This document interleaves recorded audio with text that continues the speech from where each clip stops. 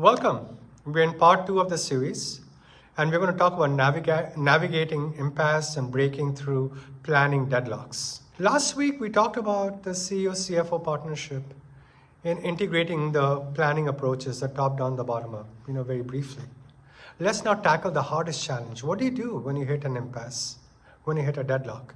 When the top-down target is 80% growth, but the bottom-up is only planning about 60%, and after weeks of negotiation, you still have a huge gap that feels irreconcilable, that cannot be bridged, rather. What do you do? This is where most of the planning processes, either they produce breakthroughs or they collapse into dysfunction. The CEO will get frustrated and just force a top-down number, destroying all buy-in. Or the CEO will capitulate to the bottom-up plan and they will abandon all strategic ambition. Or the planning process will drag on for months on end without any resolution, creating an organizational paralysis. The CEO-CFO partnership is most critical at exactly this moment of impasse. You need to work together to find a path that is neither forcing nor capitulating, a third way that preserves the strategic ambition while ensuring that there is genuine commitment across the organization. Let me walk you through the framework for navigating these deadlocks. Step 1. Diagnose why this impasse exists. When you're stuck, the first thing the CEO and the CFO need to do together is understand the root cause of the deadlock. The deadlock usually falls into one of 5 different categories. Category 1, it could be a resource constraint. The functional leader generally do not have enough capacity to hit the target. Sales do not have enough reps. The ramp time is not realistic. Product doesn't have enough engineers. Marketing might not have enough budget.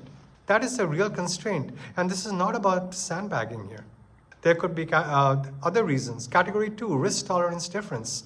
The function leader thinks that the target is theoretically achievable, but it's too risky. Too many things would have to go right to achieve that. The CEO, on the other hand, is willing to take that risk. The function leader is not. Category 3, belief in strategy. The functional leader does not actually believe in the strategic direction. They are publicly saying, we cannot hit the number, but what they're really saying is, I don't think the strategy will work. Category 4, capability gap.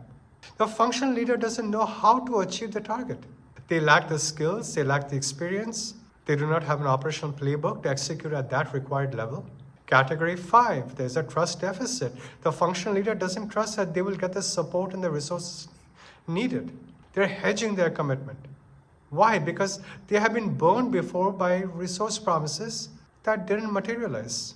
I've observed that the CEO and the CFO need to diagnose which category they are dealing with before they can solve this impasse. Different categories require completely different approaches. Let me give you an example. The head of sales said he couldn't commit to $50 million in new bookings. He could only commit to 35. On the surface, it looked like a resource constraint and not enough reps. But when the CEO and the CFO dug deeper in a private conversation with him, you know what the real issue was? He did not believe that the product roadmap would deliver features that the customers were asking for. He was worried that he would commit to a target and then not have the product to sell. This was actually a Category 3 impasse, belief in strategy, not Category 1, resources. Once we understood that, now we can address a real issue. Getting product and sales aligned on the roadmap priorities and getting the head of sales confident that the features would deliver. Step number 2. You have to decide together which impasses are real versus negotiating positions. Some impasses are genuine constraints, and some are negotiating tactics. The CEO and the CFO, they need to assess together which is which. And here's how this conversation between a CEO and a CFO sounds. The CFO says, marketing is saying they cannot generate the required pipeline with their proposed budget. Do you think this is a real constraint? Or do you think it's a negotiating position? The CEO thinks, I think it's partly real and partly negotiating. They could probably do more with their current budget if they optimize channel mix, but they're also protecting themselves by asking for more resources upfront. The CFO says. So now how do we address it? So do we give them more budget? Or do we push back on the grounds of efficiency? CEO smiles and says, okay, let's do both. We'll increase our budget a bit, not the 50% they're asking for, maybe give them 20%, but we'll require them to show improving cost per pipeline metrics quarter over quarter. That way we're supporting them but also pushing them to optimize and holding them accountable to a metric. So now that the CFO and the CFO have calibrated together on what is real versus what is positioning, they are going to go ahead and develop, or they have developed a unified response. Step 3, create new options for creative problem solving. When you are at an impasse, it often feels like you have only two options. You either accept the top-down target or you accept the bottom-up plan. But there are almost always other options if you get creative. The CEO and the CFO should brainstorm together. Option, phase targets. What if we commit to 60% growth in the first half and 90% growth in the second half? That gives time to build capacity and proves out the model before we go all in. Another option, conditional investment. Okay, what if we approve the investment needed for 80% growth, but gate it quarterly based on performance? If Q1 and Q2 are tracking to plan, we continue investing. If not, we pull back. You see what's going on? It's a very active decision with all of the options in our portfolio coming up. The third option is like the portfolio approach. What if sales commits to conservative targets on core businesses, but aggressive stretch on new segments? We are hedging bets while still pursuing the upside. Another option, maybe another hybrid model. What if we commit to 65% growth as a plan of record, but create an upside scenario with clear triggers? If we hit certain milestones by mid-year, we will accelerate investment to go for the 80%. We can do, as an option, a strategic pivot. What if the issue is that our current strategy can't get to the 80% growth? Maybe we need to adjust the strategy itself. Look for new markets, M&A, different business model. I've observed that when CEO and the CFO, they brainstorm the options together before bringing solutions to the leadership team, they find creative paths that break through impasses. They are not locked into the binary choice. So let me give you a personal example. We were stuck at an impasse, 80% growth target, and this is real. The bottom-up plan was around 50-55%. Still good, but low. The CEO and I brainstormed and came up with a phased approach. Commit to 65 as a base plan, but if we hit 70% of annual target by end of Q2, we would invest an additional $2 million in Q3 and Q4, hiring to accelerate towards 80, 85, and even go over. If you're only at 60% by end of Q2, we stick with the 65% plan and we preserve the cash. So, okay, this broke the impasse. Sales could commit to 65% with confidence.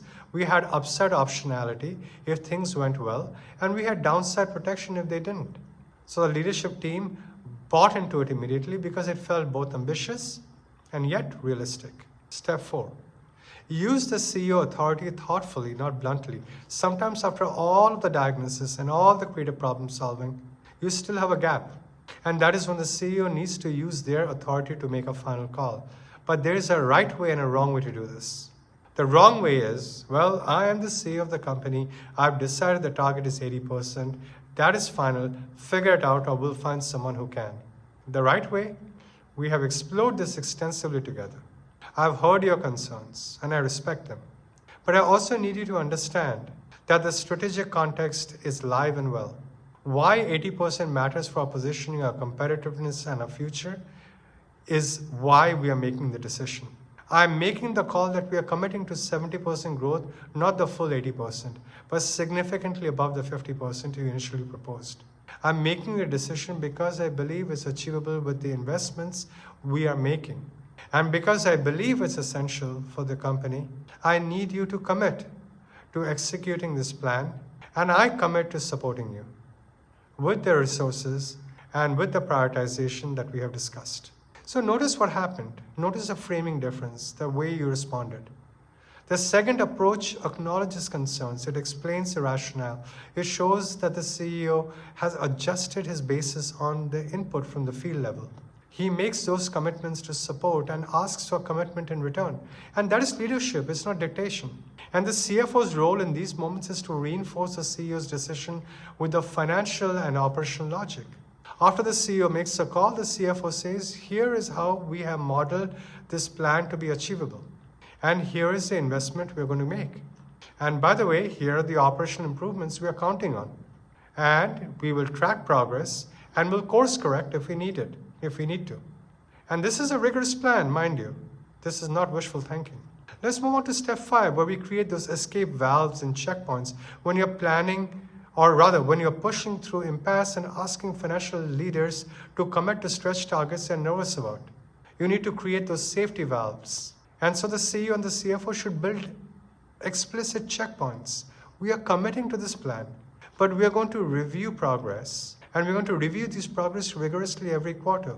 And by end of Q2, if we are significantly off track, we'll reassess and make those adjustments. We're not locking into something inflexible.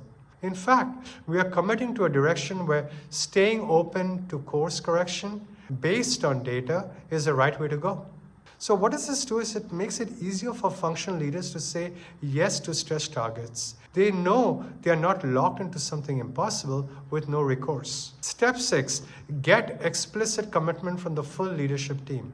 Once the CEO and the CFO have resolved the impasse and they have arrived at a final plan, you need to get the entire leadership team to explicitly commit. I recommend a final planning session where both the CEO and the CFO present the plan and the CFO walks through the financial model in detail along with the assumptions, and then you go around the table trying to field questions. This is the plan we are committing to, the CEO says, and the CFO has walked through how it is achievable and what it requires from each function. So before we take this to the board, I need each of you to tell me, can you commit to executing your part of this plan? Go around the table. Get each leader to say yes out loud. And if someone hesitates, stop and address it right there. What's your concern? What do you need to be able to commit? Work through it until everyone can commit genuinely. And this is what creates public accountability. Once someone commits in front of their peers and the CEO, it's very difficult to backtrack later. So let me close with this. Impasses in planning are inevitable. They happen all the time. And you're trying to balance a strategic ambition with the operational reality. And those are often in tension. And it's quite okay. That's a normal part of business. The CEO-CFO partnership is what enables you to navigate these impasses productively. The CEO brings strategic authority and long-term vision, while the CFO, they bring financial discipline and operational realism.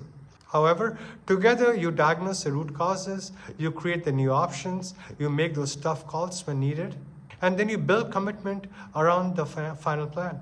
In the top-down planning series, I talked specifically about setting those ambitious targets, and in the bottoms-up planning series, I talked about honoring operational reality. This session is about how the CEO and the CFO, they work together to bridge those two imperatives when they seem to be non-bridgeable. Okay, so we're going to move to the next episode. And in our final part, we'll talk about influencing the broader leadership team, accommodating their inputs meaningfully, and rolling out the plan in a way that creates organizational buy-in and enthusiasm for execution. And that is an important role because they need to buy in. I hope to see you in part 3 very soon. Take care. Bye-bye.